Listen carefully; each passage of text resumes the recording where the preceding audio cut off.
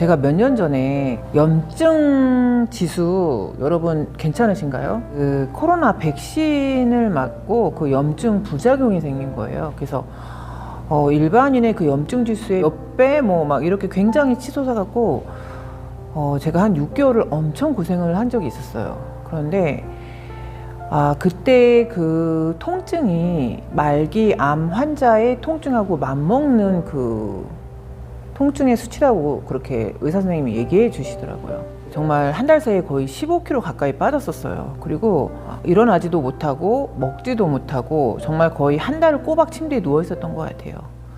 그때 정말 저를 엄마처럼 간호해 주신 분이 있으셨어요.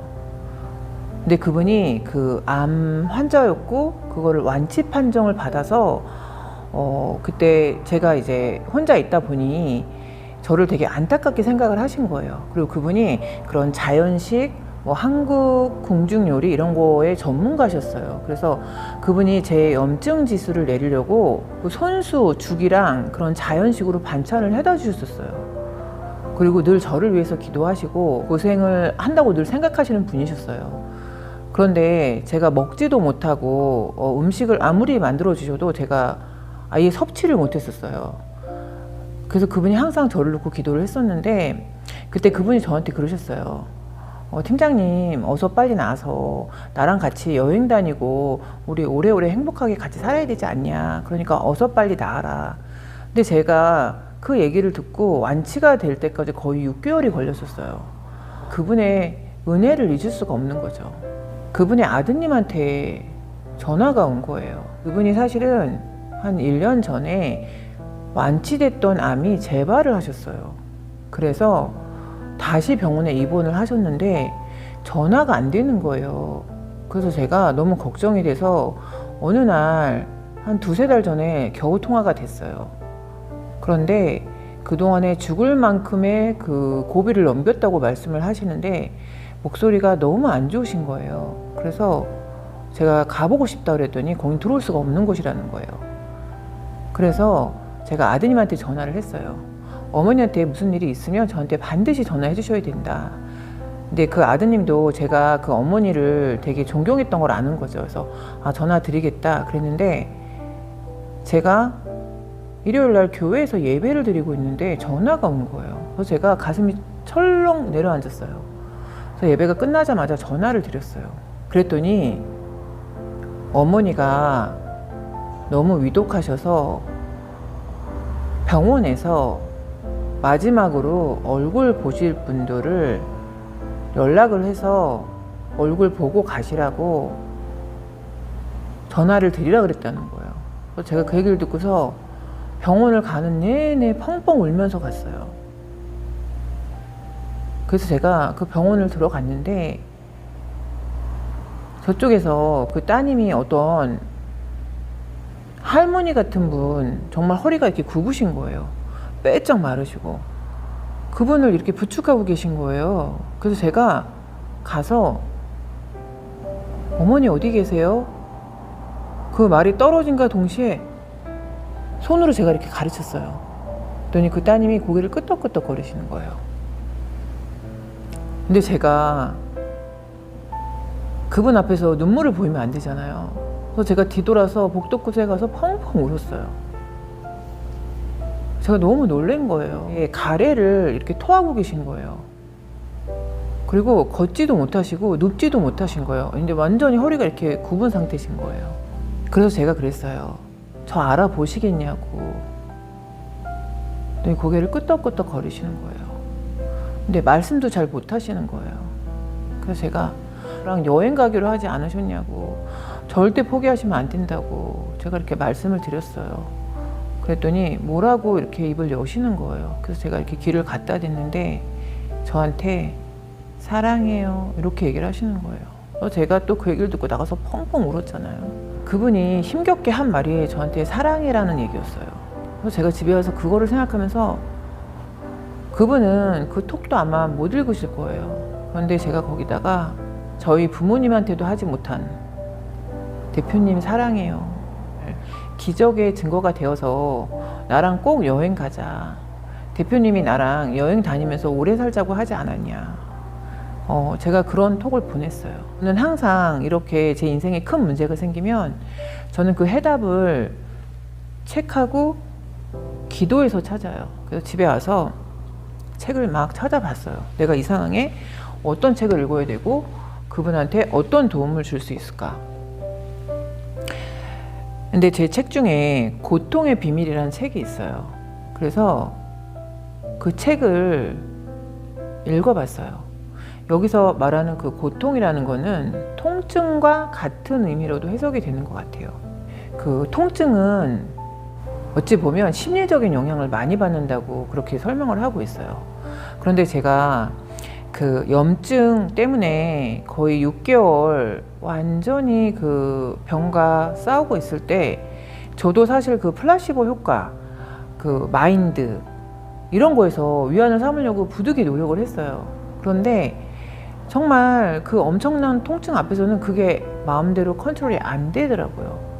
그리고 더군다나 그 당시에는 기도도 안 되는 거예요. 이렇게 아프면 정말 하나님 나를 그냥 데려가시라고 정말 그런 기도가 나오는 거예요.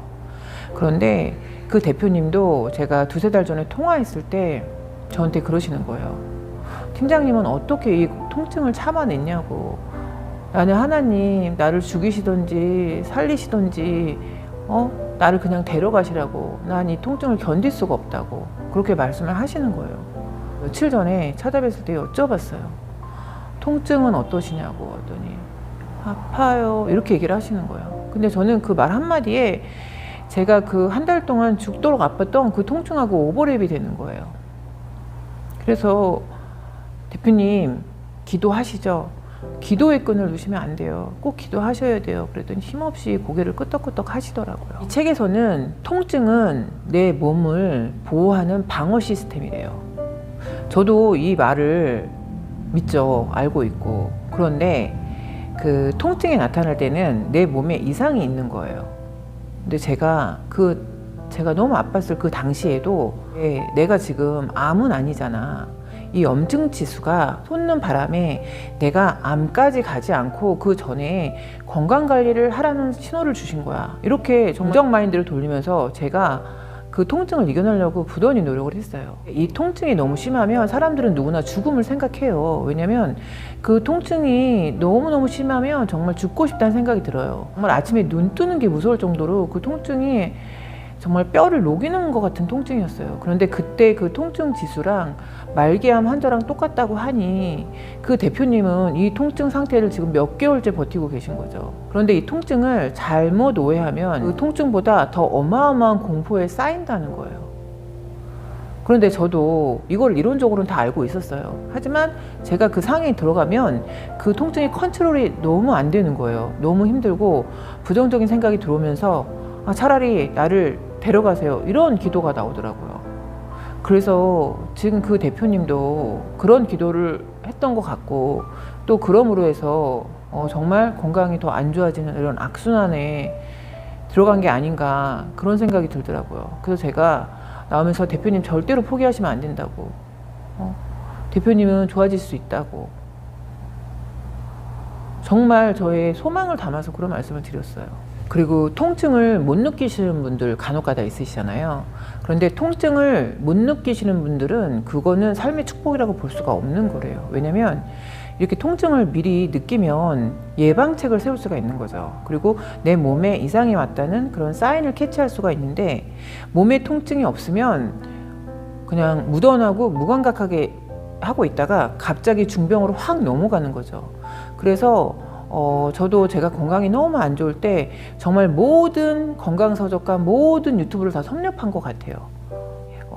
저희 주치 선생님이 너무 유튜브를 믿지 말라는 얘기까지 하셨어요. 그러니까 제가 그런 너무 넘치는 정보, 그러니까 오락가락하는 정보가 굉장히 많잖아요. 그런데 제가 그때 깨달은 게 뭐였냐면 내 몸이 안 좋아지고 내 몸에 통증이 유발될 때는 그 아침에 딱 일어나서 머리에서 이렇게 발끝까지 저는 딱 한번 훑어봐요. 그러니까 이 훑어본다는 의미는 시선을 둔다는 소리가 아니라 이 감각을 위에서부터 아래까지 쭉 이렇게 누워서 훑어봐요.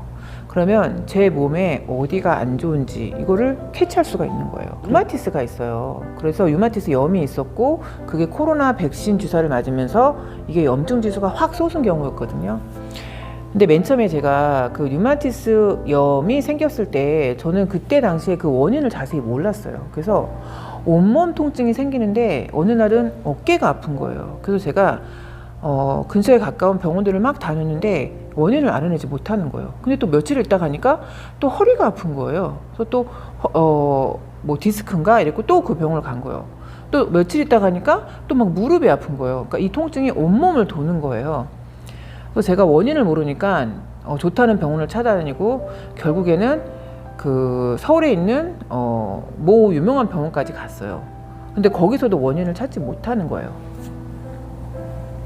그래서 그 통증 때문에 생활을 할 수가 없었어요. 그래서 제가 그때 어떻게 했냐면 일단 무릎이 아프니 제가 그 정형외과를 정말 유명하다는 데를 찾아서 제가 강남에 모 정형외과를 찾아갔었어요. 그런데 정말 감사하게 그때 주치의를 너무 잘 만난 거예요. 그런데 제가 그 당시에 병원을 5군데를 다녔었어요. 근데 그 5군데에서 알아내지 못한 그거를 그 주치의께서 바로 잡아내신 거예요. 근데 결국은 피 검사를 해보자 그래서 류마티스라는 걸 알게 됐고, 그리고 그때 연골이 상했다는 거를 알게 돼서 바로 수술을 하고, 그래서 저는 지금도 그 주치의 해주셨던 선생님의 그 은혜를 잊지를 못해요. 제가 그때 정말 죽음과 가까운 그런 통증에 정말 많은 시간을 소요했었거든요. 여러분, 이 플라시보 효과를 믿으시나요? 이 책에 보면 저런 얘기가 나와요. 어떤 사람이 만성 통증에 시달렸대요. 그런데 그거를 치유할 수 있는 아주 특출한 의료기구를 만들었다. 그래서 그분이 그걸 기다려서 받은 거예요. 그리고 그분한테 그거를 3개월 동안 치료를 한 거예요. 그런데 그거를 치료를 시작하자마자 이분이 정말 언제 그랬냐는 듯이 이 병이 깔끔하게 나았다는 거예요. 그런데 나중에 그분한테 공개한 결과는 3개월 동안 코드를 안 꼽았다는 거예요, 의료기구에. 그런데 이분이 거의 완치가 됐다는 거예요. 그래서 고로 플라시보 효과는 존재한다, 이렇게 얘기를 하는 거예요. 플라시보라는 단어가 나는 기뻐할 것이다 라는 라틴어에서 유래가 된 거래요. 그런데 저희가 어떤 때는 정말 그런 플라시보 효과가 많이 있잖아요. 애들한테도 있잖아요. 애들이 어디 아프다 그러면 약 아닌 무엇인가를 주면서 이거 먹으면 또 괜찮아졌다 막 이렇게 얘기하는 애기들도 많이 있잖아요. 저희가 아플 때 응급실 가서 이렇게 링거 맞으면 정말 금방 그 통증이 빠지는 경우들 많이 있잖아요. 그래서 이런 플라시보 효과는 분명히 존재한다는 거죠. 그래서 이 통증이라는 거는 마음으로 다스릴 수 있다고 이 책에서는 그렇게 역설을 하고 있어요. 고통과 쾌락은 양면성이 있대요. 그래서 어찌 보면 고통은 쾌락의 일부분일 수도 있고 쾌락이 고통의 일부분일 수도 있대요. 그래서 저희가 보면 이런 매운맛들 되게 좋아하시잖아요. 그리고 또 어찌 보면 목욕탕 갔을 때 냉탕에 들어가면서 통증과 쾌락을 같이 느끼고 온탕에 들어가면서 통증과 쾌락을 같이 느끼고 이런 구조라는 거죠. 저희가 마사지 같은 걸 세게 받을 때에도 아프지만 시원하고 이런 거기 때문에 어찌 보면 통증과 쾌락은 종이 한 장 차이라는 거죠. 통증은 전염된다고 얘기를 하고 있어요. 그런데 이 통증은 사회적인 통증도 있고 마음적인 통증도 있잖아요. 저희 언니가 그러더라고요. 왜 열심히 살고 착하고 마음 넓으신 분을 먼저 데려가실까? 저희 언니네 형님도 젊을 때 암으로 돌아가셨어요. 그래서 형님도 되게 착했다고. 근데 마지막에 그 암으로 인한 말기암의 그 통증을 참지 못해서 정말 마약 성분을 투입을 한다는 거죠. 통증이 어마어마해서 연세가 이제 60대 초반이세요. 그러니 제가 얼마나 마음이 아프겠어요. 엄청 단아하시고 고우신 분이에요. 마음도 너무 착하시고 늘 저를 위해서 기도해 주셨던 분인데 정말 지금도 생각하면 눈물 나요. 너무 마음이 아파서. 그래서 여러분, 건강은 있잖아요. 정말 스트레스는 만병의 근원이라는 얘기가 딱 맞는 것 같아요. 저도 제가 이렇게 건강해지고 나서 뒤를 돌아보니까 제가 그때 왜 이렇게 아팠지? 막 이런 생각을 해봤어요. 근데 저는 제가 스트레스를 안 받는다고 생각을 했는데 제가 그 당시에 건강검진을 해보니까 스트레스 지수가 확 솟아있더라고요. 그래서 의사 선생님이 그때 저한테 그러셨어요. 혹시 스트레스 많이 받으시냐? 그래서 저는 스트레스 잘 안 받는다. 제가 이런 말씀을 드렸어요. 그랬더니 그 의사 선생님이 그 당시에 그러시더라고요. 스트레스를 받고 있는데 스트레스를 받고 있는지 모르는 게 더 문제다. 이렇게 얘기를 하시더라고요. 그러면 스트레스 해소를 할 수가 없다는 거예요. 그래서 제가 내가 그때 스트레스를 많이 받았었나 보다 이런 생각이 지금에서 들더라고요. 세상을 너무 복잡하게 사시는 분들이 너무 많아요. 스트레스 주지도 마시고 받지도 마시고 마음 평안하게 사시는 게 저는 요즘에 정말 그 이상의 뭐가 있을까 이런 생각이 들더라고요.